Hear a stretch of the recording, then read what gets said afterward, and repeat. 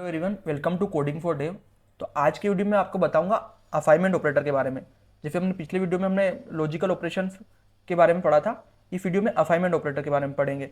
Assignment operator क्या होता है? जब भी हमारे को जावास्क्रिप्ट में किसी वैल्यू असाइन करनी होती है तो हम किसका यूज़ करते हैं? तो आप बोलोगे हम बचपन से यूज़ करते हैं, अगर हमारे को वैल्यू असाइन करनी है तो हम इक्वल का यूज़ करके सामने वैल्यू असाइन कर सकते हैं। लेकिन जावास्क्रिप्ट में हम इसको दूसरी तरीके से यूज़ करते हैं।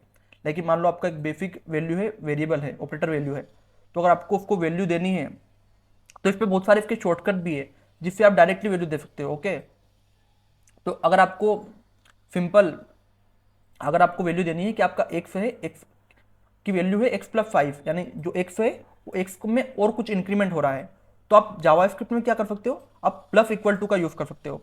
आपने क्या सिंपल लिखा, x प्लस इक्वल टू 5, तो ये किसके इक्वल होगा? ये किसके एक्सप्रेशन के इक्वल होगा? ये होगा x is equal to x+5 के इक्वल। तो इसमें जिस वैल्यू से उसका सम होने वाला है, अगर वो सेम वैल्यू है तो आप वो पूरा मत लिखो, आप डायरेक्ट क्या लिख सकते हो? Plus equal to. तो ये प्लस इक्वल टू टाई के लिए एड और असाइन के लिए ऑपरेटर, और सिंगल जो हमारा इक्वल टू है वो हम यूज कर सकते हैं असाइनमेंट के लिए। कोई भी वैल्यू हमें असाइन करनी है तो x इज इक्वल टू 10 करा तो उसकी वैल्यू क्या हो गई? 10 हो गई। और अगर सब्ट्रैक्ट करना है हमारे को, इसका बेसिक एग्जाम्पल कैसा है कि अगर x है, x is equal to x-10 है, तो आप उसको पूरा कंडीशन लिखने की जरूरत नहीं है, आपको उसमें से क्या करना है? एड और असाइन का यूज करना है सिंबल का। आप क्या यूज कर सकते हो? x-5, तो वो कंडीशन किसके इक्वल होगी? x is equal to x-5, तो आप इसका यूज कर सकते हो। इसमें एक और ऑप्शन होता है मल्टीपल एंड असाइन। जब आप इसका अगर स्ट्रक्चर समझोगे तो आपको पूरा समझ में आ जाएगा। आप अगर स्क्रीन पे देख रहे होगे कि आप डायरेक्टली इन शॉर्टकट ऑपरेटर का यूज कर सकते हो in without using in expression. आप एक्सप्रेशन को विदाउट यूज करके आप डायरेक्टली इन ऑपरेटर का यूज कर सकते हो, और आप एग्जाम्पल में इसका आउटपुट भी दे सकते हो कि इनका रिजल्ट क्या शो होगा। तो इसी तरह होता है हमारा मल्टीपल और असाइन भी सेम इसी तरीके से होता है, डिवाइड एंड असाइन भी इसी तरीके से होता है, मॉड्यूलो और असाइन भी इसी तरीके से होता है, एक्सपोनेंशियल अगर किसी का है वो भी सेम इसी तरीके से होता है। अब इसमें एक और होता है यूनिक लेफ्ट शिफ्ट असाइन। इसमें क्या होता है कि हमारे को कोई सी भी वैल्यू रहती है, उसकी अगर वैल्यू शिफ्ट करनी रहती है तो हम क्या यूज करते हैं? Left left then equal to. इससे क्या होगा? जैसे अगर x left left then equal to 2 है, तो अगर कोई भी कंडीशन रहेगी सामने, अगर मान लो 10 रहा, 10 लेफ्ट देन 2 है, तो उसका आउटपुट क्या आएगा? वो फिर कम हो जाएगा, फिर उसकी दो वैल्यू कम हो जाएगी। सेम इसी तरीके से राइट शिफ्ट एंड असाइन, तो पहले राइट शिफ्ट होगा देन उसकी वैल्यू हमें असाइन होगी। ओके, और एक और इसमें है बिट वाइज एंड असाइन, मतलब आप हर तरीके से विदाउट पूरी एक्सप्रेशन का यूज करके आप असाइन वैल्यू को यूज कर सकते हो। ओके, सेम इसी तरीके से बिट वाइज और एंड असाइन। अब इन सबका मैं आपको एग्जाम्पल बता दूंगा तो आपको पूरा क्लियर हो जाएगा कैसे काम करता है। तो सबसे पहले बात करते हैं हम बेसिक असाइनमेंट इक्वल टू की। जैसे अगर आपको कुछ भी वैल्यू देनी है, अगर आपको आपका नेम देना है एक वेरिएबल में, तो आप क्या करोगे? आप लेट नेम, और नेम क्या दोगे आप? नेम इज इक्वल टू अभी।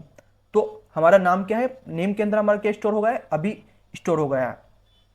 अब इसमें हम एड और असाइन करना है हमारे को। तो मान लो आपकी टोटल वैल्यू कितनी है? 100, आपको इसमें इंक्रीमेंट करना है 50, तो आप टोटल प्लस इक्वल टू का यूज करोगे, 50 यूज करोगे तो वो ऑटोमेटिक 150 हो जाएगी। अगर आपको अब पूरी नॉर्मल एक्सप्रेशन लिखते तो आपको क्या लिखना पड़ता? Total plus equal to total plus 50। तो आपकी ये एक्सप्रेशन एड असाइन इसने ऑपरेटर ने स्मॉल वे में कर दी। ओके, आप सब्ट्रैक्ट में देखिए, सब्ट्रैक्ट में हमने क्या करा? एक बैलेंस लिया 80, तो अगर हमें उसमें माइनस करने हैं 20, तो हम क्या करेंगे? बैलेंस माइनस इक्वल टू 20, तो ऑटोमेटिक बैलेंस में फिर 20 माइनस हो गए। तो ये हमारा सब्ट्रैक्ट एंड असाइन ऑपरेटर है। सेम इसी तरीके से मल्टीपल एंड असाइन, इसमें हमने क्या करा? एक स्क्वायर लिया 10, अब इसको हमारे को क्या करना था? मल्टीप्लाई करना था 3 से, तो हमने क्या करा? स्क्वायर मल्टीप्लाई इक्वल टू 3, तो ये ऑटोमेटिकली 3 से मल्टीप्लाई हो गया। डिवाइड में भी सेम इसी तरीके से, अब मॉड्यूलो में भी सेम इसी तरीके से हमारा ऑपरेटर हो रहा है। तो अब इनको सबको क्या एक बार ट्राई करके देखना आपको। अब जैसे यहाँ मैं आपको बता रहा हूँ, आपको समझ में आ रहा होगा, लेकिन आप इनको क्या, आपके कॉन्सोल है जो जावास्क्रिप्ट का मैंने आपको बताया था, अब उसमें रन करके देखना, तो आपको और अच्छा आइडिया लगेगा इसमें। और अब मैं आपको बात करता हूँ बिट वाइज असाइनमेंट के। इसमें क्या, जैसे लेट ए इक्वल टू 5, तो उसकी वैल्यू आपने दे दी बिट वाइज की, और आप उसके उनको एंड ऑपरेटर परफॉर्म कर सकते हो अपना, जैसे उसके बाद कौन सी वैल्यू आएगी, और आप ये वाले असाइनमेंट भी कर सकते हो पूरे कंप्लीट। तो ये पूरा वीडियो था आपको बताने के लिए कि आप जावास्क्रिप्ट में असाइनमेंट्स का कैसे यूज कर सकते हो।